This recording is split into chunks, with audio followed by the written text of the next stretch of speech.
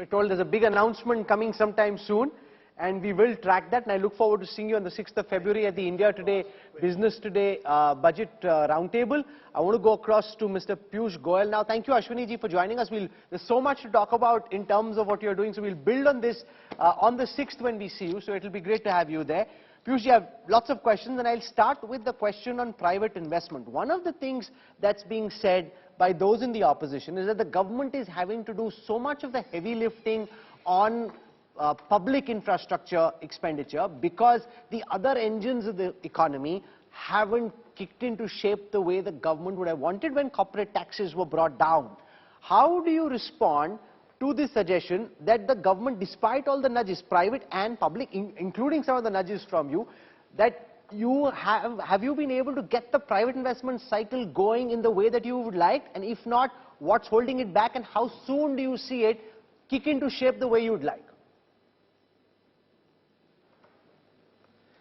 Rahul, these are the naysayers who can hold that view. For some people, I'm damned if I do and I'm damned if I don't. And that's the kind of approach that is reflected in this thinking. It is the government's job to provide adequate, sustainable, robust infrastructure on the back of which, of course, the economy gets the benefit of a multiplier impact. And as you are aware, infrastructure or CapEx investments give you almost a 3.5x multiplier benefit.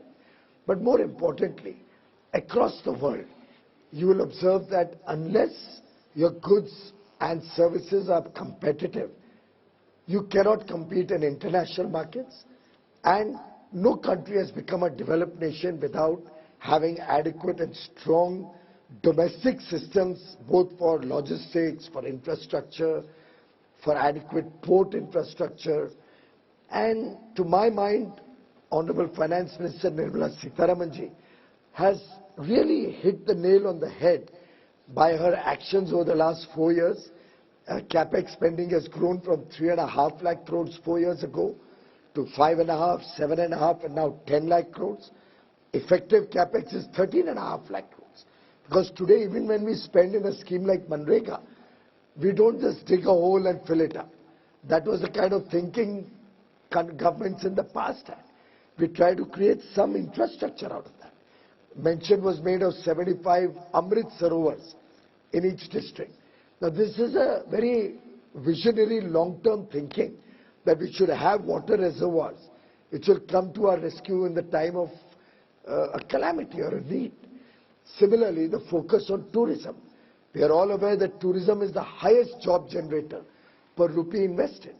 And private sector always invests when there is demand for goods and services. And infrastructure investment or CapEx creates the demand for goods and services. That demand then gives you consumption expenditure. Consumers then further fuel the demand for infrastructure, and that virtuous cycle propels the economy to higher levels of growth. Let's spend a moment on exports. In the first 2 quarters of the last year, exports were doing smashingly well, and everybody said, okay, this is great news for India because merchandise exports are taking off in a big way. Then, because of all the global turmoil, in the 3rd quarter, exports were flat. In the 4th quarter, it's being said that exports could actually be either flat or potentially even negative in terms of growth.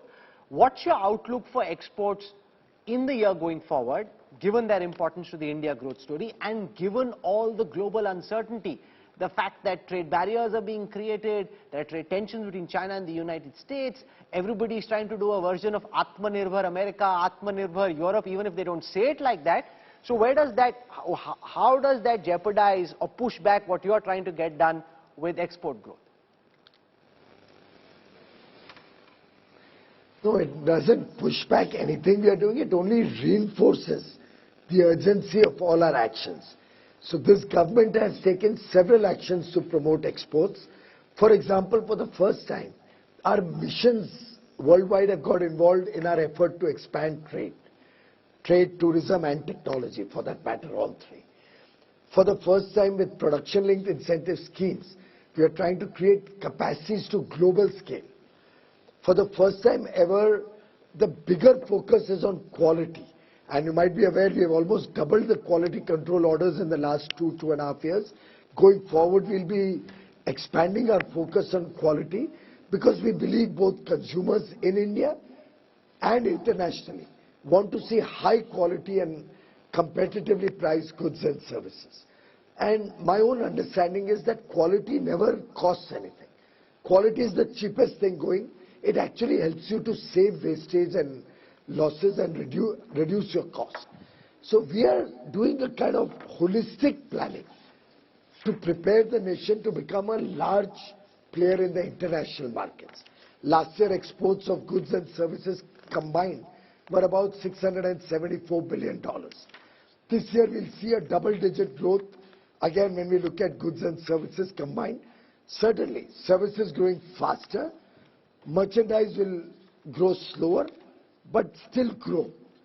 And despite all this international turmoil, despite inflation having reduced consumption demand, despite heavy stocking in many countries which is not getting consumed, India's exports continue to grow, albeit modestly in merchandise and on the fast lane in services. Overall, we'll do a double-digit growth this year also.